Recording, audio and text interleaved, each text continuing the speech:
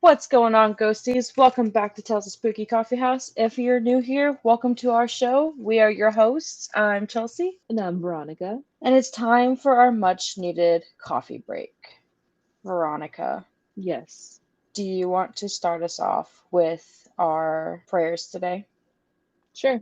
Ghosties, Chelsea and I would like to send out our prayers to Maui. It's been pretty bad. Lots of devastating news coming from with the fires, the loss of lives. I think they're at 36 now. I know there's ways to donate to Maui and to everyone in need. We're thinking of you, Maui. We love you guys, and we'll be sending our prayers over to you guys. Yeah, I've been watching the videos where people have had to like jump in the ocean Yeah, to stay yeah. safe, and the Coast Guard has been pulling people out of the water, and it's crazy. Mhm.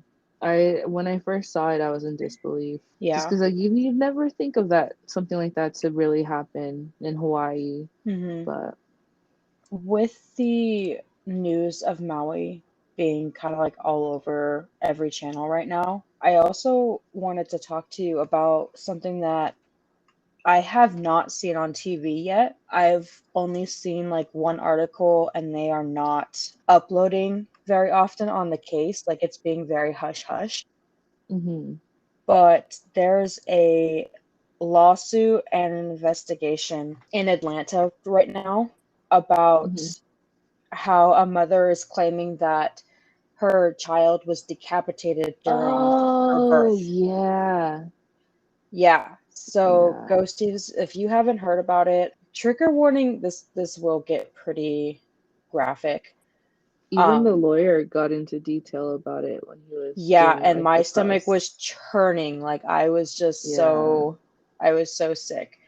But a mother in Atlanta gave birth to a baby boy, I believe, last month, hmm and the doctor was so rough with the baby that by the time this baby was born, it was decapitated. And the hospital tried to cover it up. I even saw people claim that they actually like they said like the baby didn't make it from natural causes, like wouldn't even hand the baby to the parents because they had it wrapped up in a blanket to hide the decapitation. And then they didn't even find out that their baby was decapitated until 3 days after. So the baby, I forgot what the term was, but he was stuck. His shoulder was stuck. So that prompted the doctor to pull with more force, but Mm-hmm. he pulled so much, he did decapitate the baby, and then he said that they had to go for an emergency C-section. And when Mm-hmm. they did the C-section, they did remove the baby from the abdomen, but it didn't have a head. And you're right, instead of handing the baby to the parents or letting them know, they didn't allow them to hold the baby, like you said, but also they were trying to have the baby cremated. Like the doctors recommended that the baby be cremated. So that's how Mm-hmm. far they were willing to go to To try and keep them hide from this, finding yeah. out. Yeah, it's just disgusting in so many ways because it's Yeah. not just the doctor that's involved in that. You have nurses and Mm-hmm. The whole stuff like hospital that staff. are Yeah. you know what I mean? Like horrible. Yeah. And because of the lawsuit and case and everything, they have had to do an autopsy to prove that it was blunt force from the doctor, but they still have not released that information yet. Crazy. But yeah, I just want to make sure that that case doesn't slip through the news. Equally as important as the fires going on in Maui right now. Yeah.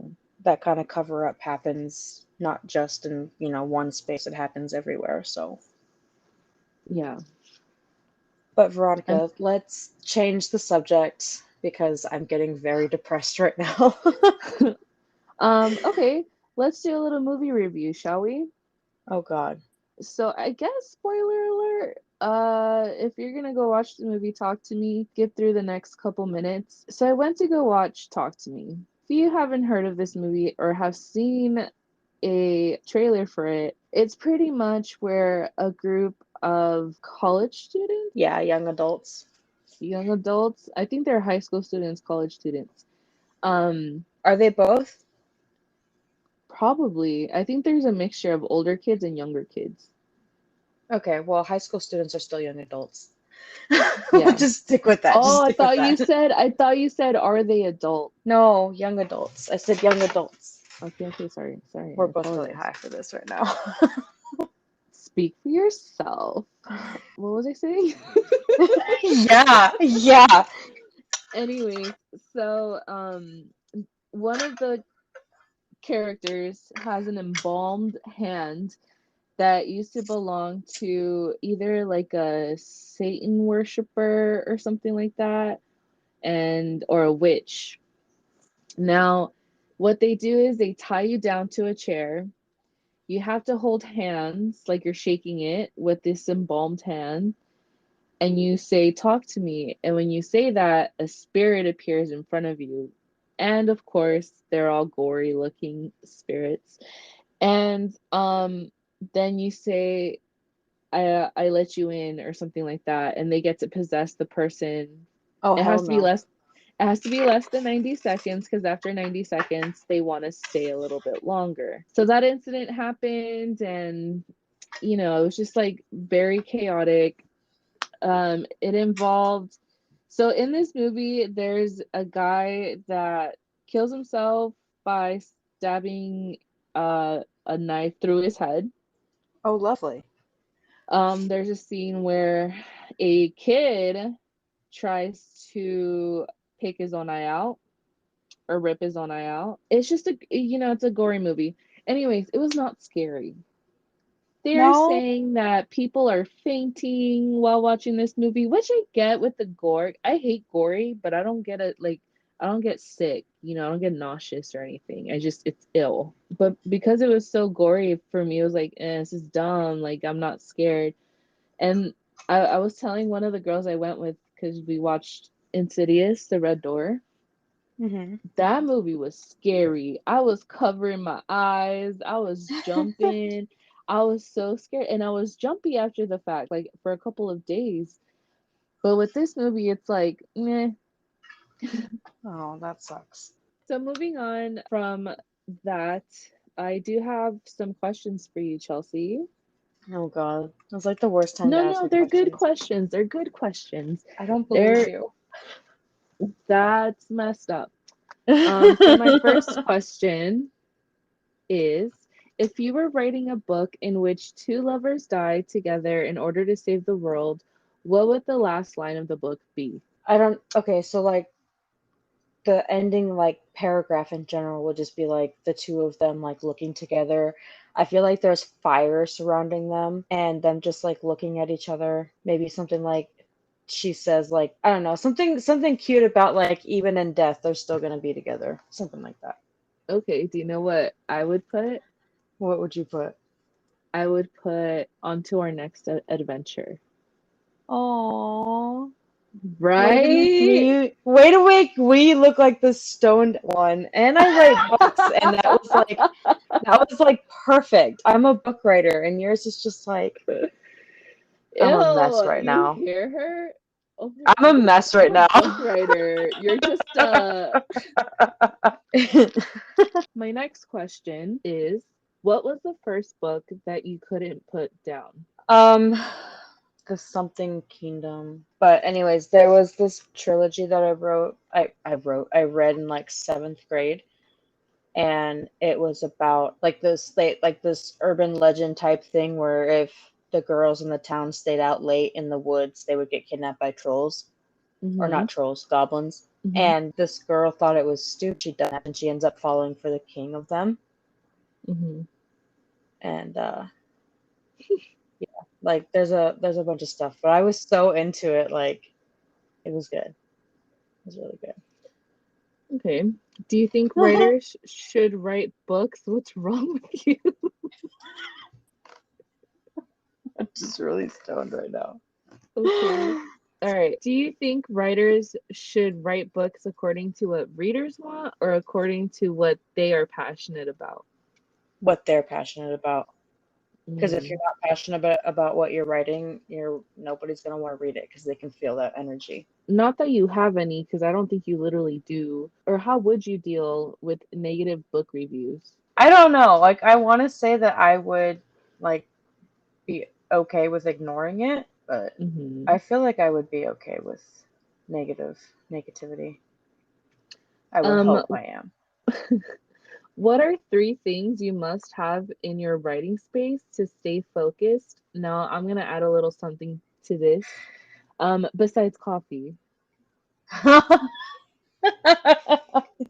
Okay. That was a dick move. Now I have to think of three actual things. Three things to help me stay focused. I have a candle. I always light a candle for like smell for like, and it helps me like get into the setting. Hmm. With that, my second thing would be definitely my headphones and my music. So I make like aesthetic music boards on Spotify, Hmm. and I always have like my book inspiration playlist at the same time because like when I wrote Obsession, I needed that Hmm. like scary music background type thing, and so I would play that type of music. It's usually just like dark instrumental, Hmm. and Hmm. so I'm like, I would be sitting there writing like a fight scene or a chase scene, and I'll have that like scary music in the background with, the smell from the candle, like just Getting really you putting pumped me, up. yeah, getting me pumped up, putting me into the setting of my book, and it just like helps me stay focused to keep writing, which is probably why I struggle with doing any type of work on my computer because I don't have a scent and background music to be like, yeah, get through this article, get through this email. Instead of seeing, like, like like people would picture someone like riding a bike with like heavy like metal going on, like, yeah. I picture Yeah. that same energy, but with Chelsea typing on the computer, like, yeah. No, dude, seriously, like, I really want to record myself one day because like when I get really into a scene, like there's a chase scene in Obsession where I was just like I was trying to make sure that I went as fast as I could, but that I actually hit the buttons, and I felt like I was like pounding on my keyboard. Your poor keyboard, man. Yeah, like I was like, You holy should. shit, like I'm getting really aggressive right now. You should definitely record yourself and make it like a time lapse. So Oh, it's like recording you in real time, but like make it fast forward and post it. I would love to see that, and then just like listen, every so I make often. so many faces at my computer while I'm typing that it would be embarrassing. Okay, but I still want to see it. I know, but no, because if I send you that, you're gonna post it. I'll sign an NDA, man. I don't the heck. But my third thing is a drink that's not coffee. Like I have to have my water too. Yeah, So it doesn't count because you said coffee. So water's your chaser for the coffee. yeah, there you go. So see, I have a chair. That's my third thing, a chaser. The chaser. And my last question for you is, what is a piece of advice you would give to a writer working on their first book? Just write. Don't be an editor. Mm, And spend so much time if you let yourself like you'll just like get lost in editing every single word, every single sentence, every single paragraph that you forget to actually write the story. So make sure you, that's pretty good. yeah. Because I used to do that all the time, and I could never get through books because I would spend so time trying to get it perfect that I never finished it. I got a couple of those, I but can I can hear the love you have for writing just by how your like voice changed while you answered that. Um, but all right, so moving on. Do you want to get us started with the true crime topic of the week? The Hollow Kingdom. That's the name of that book that got me into. Bro, you know Yeah. how crazy I thought you were right now?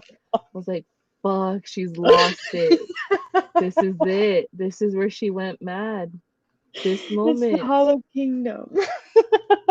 Uh, we'll be back after these messages.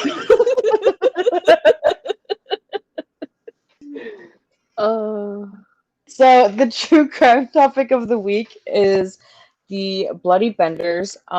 If you don't know who the Benders are, in October of 1870, a family of five decided to move to a town in Labette County in Kansas.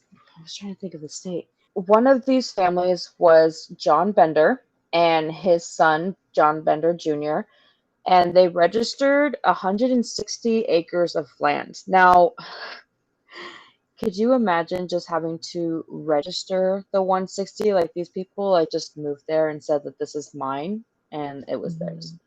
Could you imagine doing that today? Mm. But the area that they chose was next to the Great Osage Trail, and it was the only open road for traveling farther west. So they opened up a like kind of like general store hotel type thing. After a couple of weeks after they built a barn and a well, John Bender brought over his wife Elvira and their daughter Kate. Actually, it wasn't a couple months, it was like a year. So, a little bit about the Benders. John Bender Sr. was around 60 years old and spoke very little English. His wife, Elvira, who was 55 years old, allegedly spoke little English, but was able to speak some, which comes back later. But she was described as being so unfriendly that her neighbors called her the she-devil. Mm. Yeah, John Bender Jr. would have been around 25 years old. He was said to be very handsome with auburn hair and a mustache. He spoke English very well and had a German accent, and he was described as being so prone to laughing that many called him a half-wit. And then Kate Bender would have been around 23, and she was described as being very attractive and spoke English very well with a no accent. She was a self-proclaimed healer and psychic, and she sent flyers everywhere, kind of advertising her supernatural powers and her Mm. supposed ability to cure illnesses. There's no documentation or proof of who the Benders were. They are believed to have been German immigrants, but because of the lack of documentation, many believe that John and Kate were actually married and not brother and sister. Besides that, many of the other like facts about the Benders is also lost, so nobody actually knows where they immigrated from, who they were before they moved here, or even if their names were actually the Benders. So a bit about their history and stuff. The first body was found in 1871, a little bit after Elvira and Kate arrived, and the body of Jones was discovered in the creek with a cut throat and crushed skull. Oy. Yeah. By February of 1872, the bodies of two men were also found with the same injuries as Jones. And by 1873, reports of missing people who had passed through that area became so common that travelers began to avoid the trail altogether. Mm. So the road that the Benders were on was widely known for horse thieves and villains. Like, Mm-hmm. Did you say villains? yeah, that's That's like a cute. quote, like horse thieves and villains.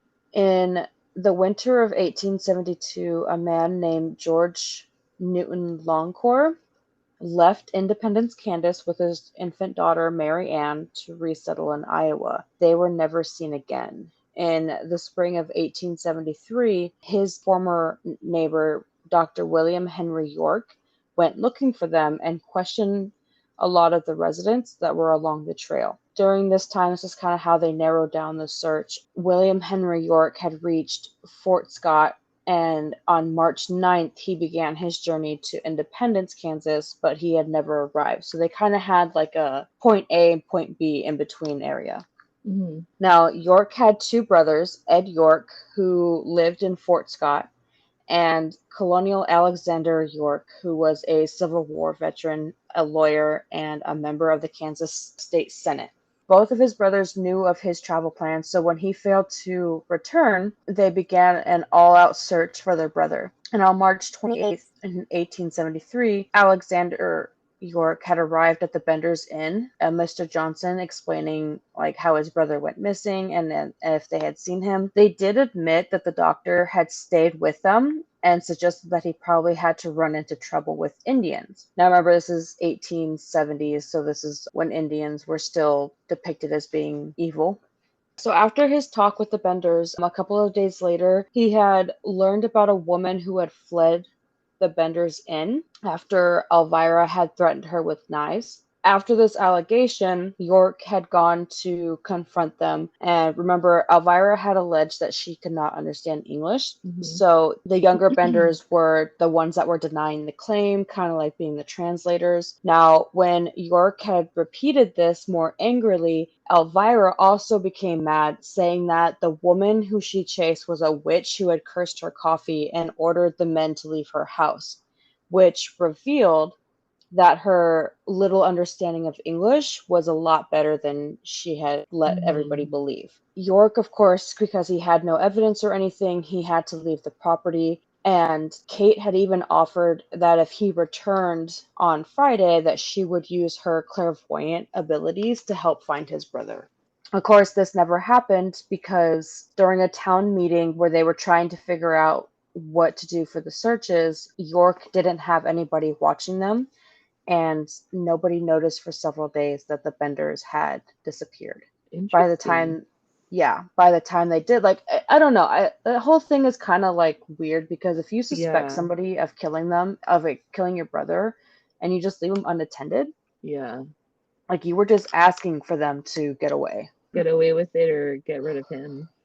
Yeah. So the town sent volunteers for a search party, and they were starting at the cabin and then working their way out like to search the area. When they searched the house, they noticed that there was a bad odor next to a trapdoor underneath the bed that was nailed shut. When they opened the trap, they found clotted blood on the floor, which was a 6-foot by 7-foot deep area. Now, they believed that the bad smell was coming from the blood that had soaked into the soil of this tiny room. And the reason for that is because they did dig through that entire, like, they dug through the walls trying to find bodies, which they never found. So can you imagine having so much blood soaked into something that it starts to smell rotted? No, I don't want to think about it. Yeah. With the smell that was coming from that little room, they decided to probe the ground around the cabin, especially in the areas that had disturbed soil. Even though they had a vegetable garden and an orchard, they still poked around those areas searching for bodies. When they uncovered these areas that they found suspicious, they found 8 bodies. They found another one in a well, and then they also found several body parts that did not belong to the victims that they found. All of these bodies, except for one, had their heads bashed in with a hammer and their throats cut, much like the body that was found in the creek. And the only body that did not have this mutilation was the body of a young girl who was found with no injuries, and they believe that she was strangled or buried alive. Now, if you remember, there was a father and daughter who went missing along this trail. And so it almost seems like they gave pity to the daughter, which I find kind of weird just because of like the brutality of the rest of the victims. Yeah, and she's the only one that pretty much doesn't have a mark on her. Yeah. Now, there is a report in a newspaper about how after finding all of these bodies, the crowd was so like angry, hyped up, you know, kind of like mob style, that they grabbed a guy named Brockman who was a friend of the Benders, and it was claimed that they hung him until he was unconscious, revived him, interrogated him, hung him again, and repeated that cycle for 3 times, just because they were so enraged and they wanted information, even though this guy didn't have any. Word of these murders spread quickly, and they had more than 3,000 people, including reporters as far away as New York and Chicago, visit the area to help the search for the murderers, for the Bender family. The Senator brother offered a $1,000 reward for the family's arrest. In today's terms, that would be about $24,500 as a reward.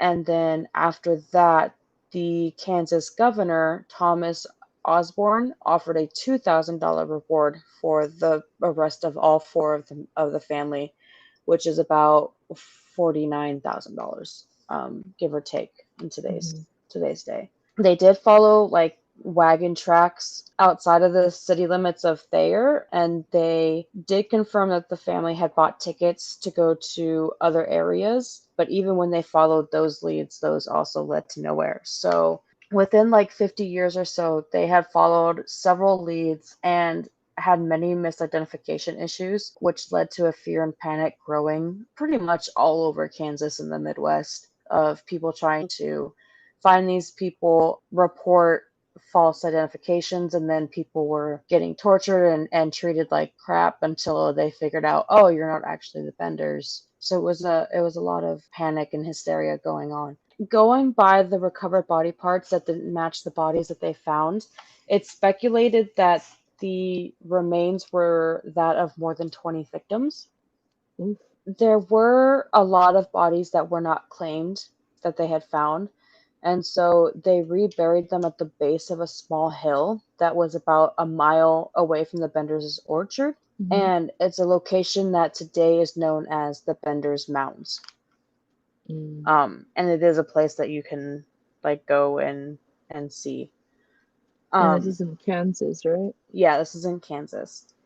The search of the cabin had recovered 3 hammers, a shoe hammer, a claw hammer, and a sledgehammer that were a match to the indents in some of the skulls, so they believe that these were the murder weapons.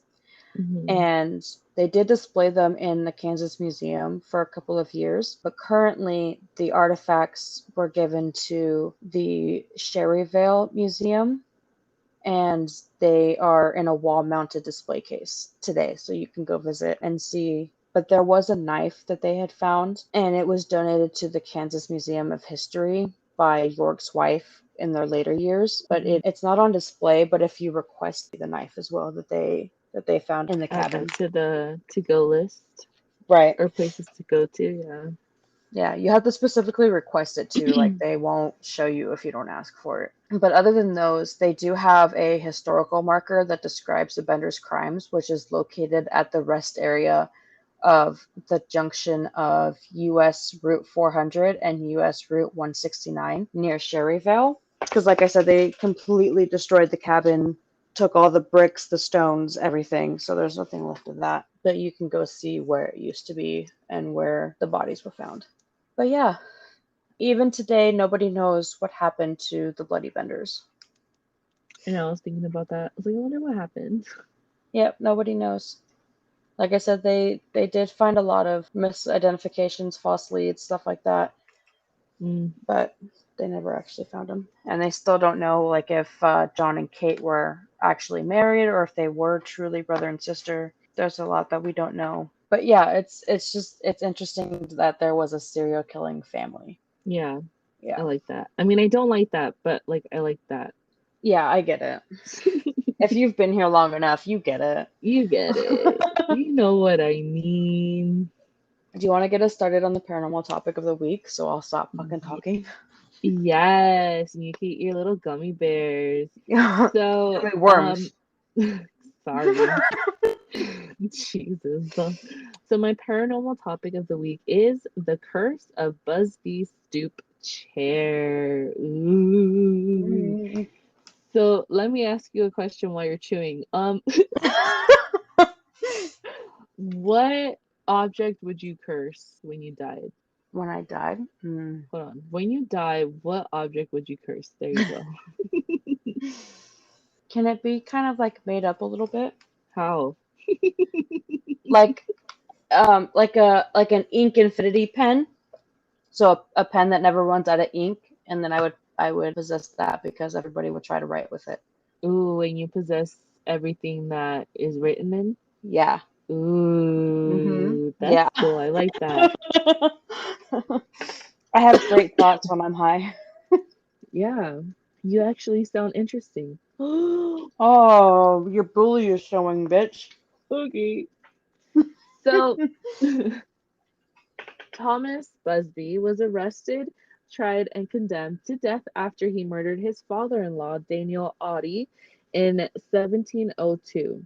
Audie and Busby were running a coin counterfeiting business as well as other criminal enterprises, and they argued about the business, which ended with Busby killing Audie. Busby would grab a hammer and make his way to Audie's home, where he bludgeoned him to death. Knowing that he would be a murder suspect, he attempted to hide the body in the forest, but the body was later found by authorities. So there are two stories behind how the chair became cursed. Version one is that he cursed the chair while he was on his way to his execution. Version 2 says that he was drunk in the chair when he was arrested and cursed it in that moment of his arrest. Locals claim that during the Second World War, a Canadian airman from the nearby base at Skipton-on-Swale went to the pub, and those who sat in the chair never returned from the bombing missions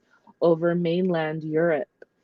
It is said that prior to his hanging, Busby was heard shouting, cursing, and promising all those who would dare sit in his chair a violent death. In the 1970s, some fatal accidents were linked with the chair. In 1978, the chair was ultimately hung from the ceiling of Thirsk Museum to prevent occupancy, even by maintenance.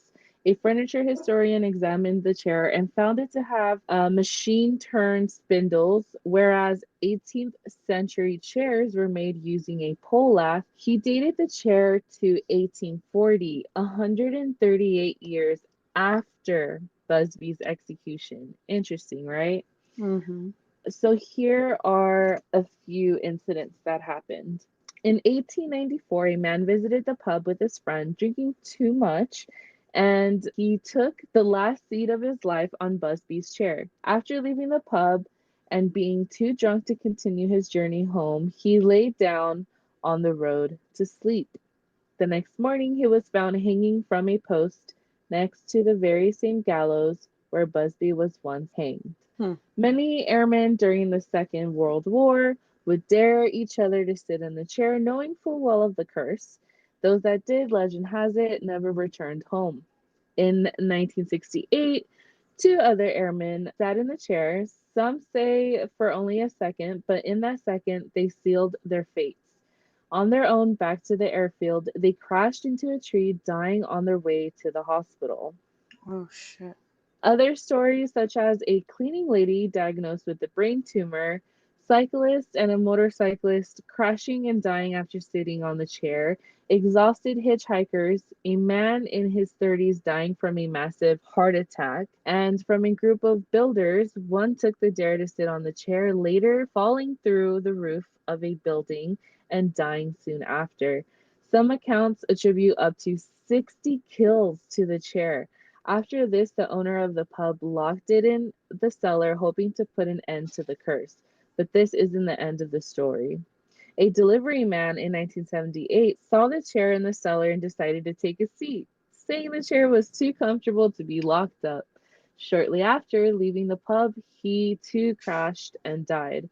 The owner of the pub considered this the last straw and immediately donated the chair to the Thirst Museum on the condition it was hung on the wall and never taken down. So you could definitely visit this chair. You'll never see me sitting in it. Right, I was just about to ask. No, I would sit in the Devil's Chair for sure at the Haunted Museum in Las Vegas, but no, I would not sit in this chair.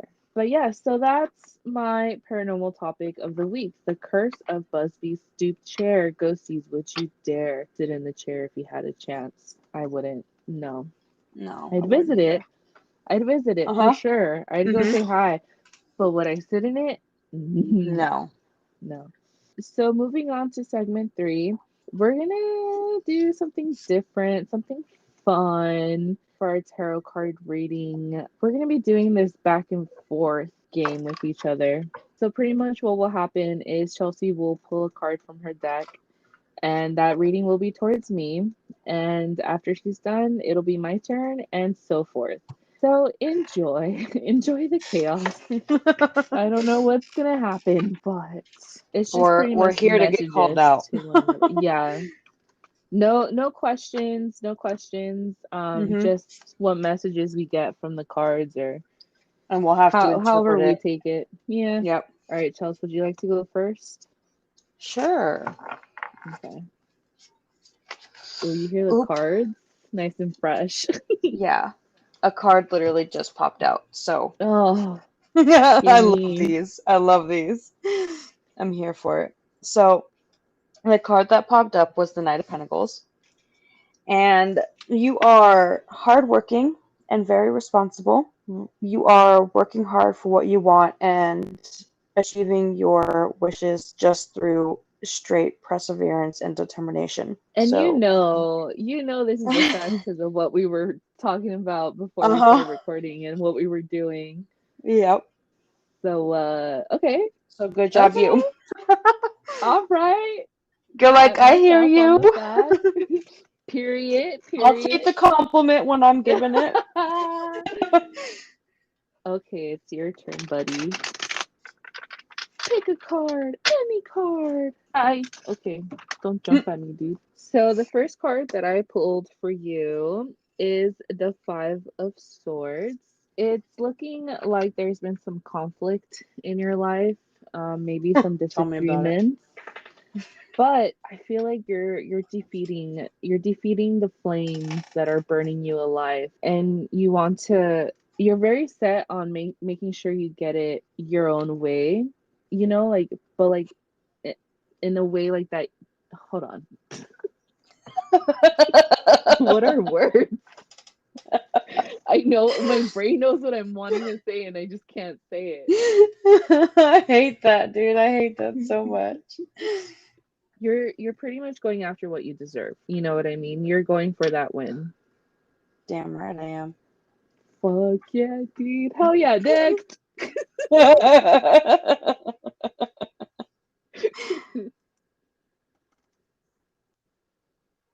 Oh, it's my turn. I hate you. Ew, ew, Stop. ew. No noise is coming out of you. Honey, the tea's ready.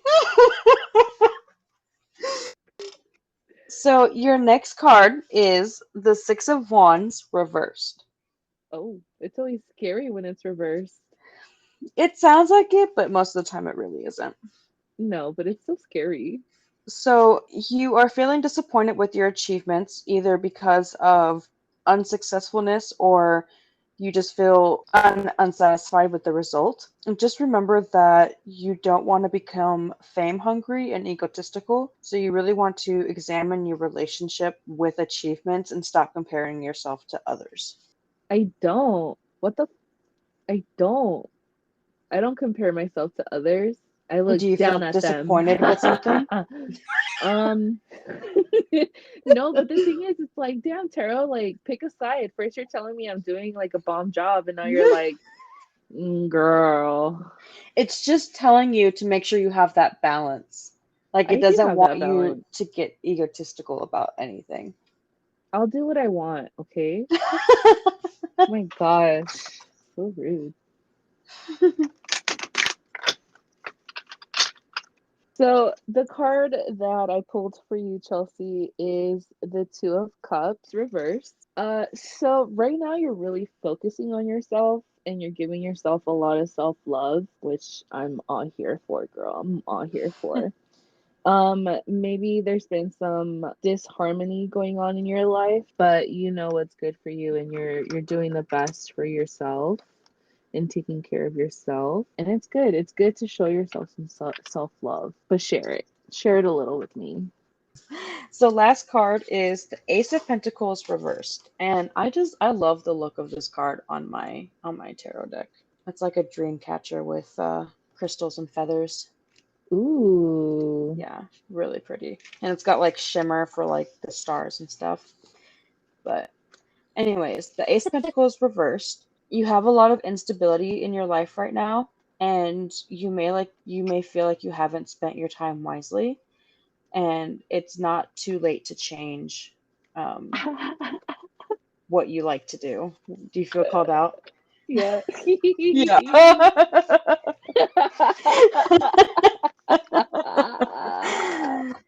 And that was the final card of your reading. Oh, all right. I'm shuffling this baby up good. So the card I just pulled for you is Ace of Wands. So Don't laugh um like that. You make me nervous. you got some good potential going on for you, kid. Like you got potential. You got some new opportunities coming your way. You're about to blossom.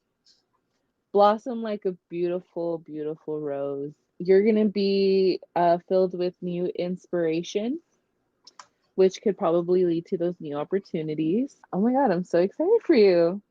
I This reading has like called me out in a good way. Like it's like very spot on today, but it's also being like really encouraging.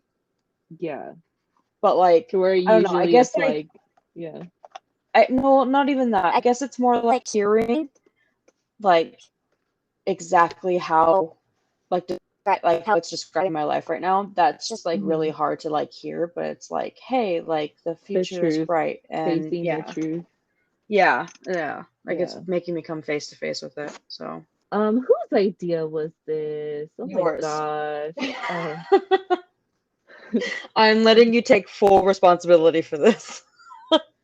yeah, my shit was fucking like bipolar. I don't know. But Yeah, anyways, yeah. Yours was um, like, you're doing great, but don't fuck you're up. not. It's like you're doing so great, but like you're not.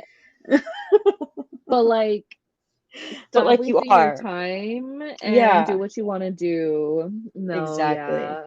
Okay. I'm not thinking about quitting the pharmacy. What? I don't blame you. Anyways, let's end this disaster of an Chaos. episode. Yeah. We gotta have a disastrous episode every once in a while. We Yeah, have you're to right. look back at like one day in the future, like we're gonna listen to this episode and cringe, and that's the purpose of this, Is to be of having embarrassed by our disastrous past selves. episodes. Yeah. Anyways, thank you for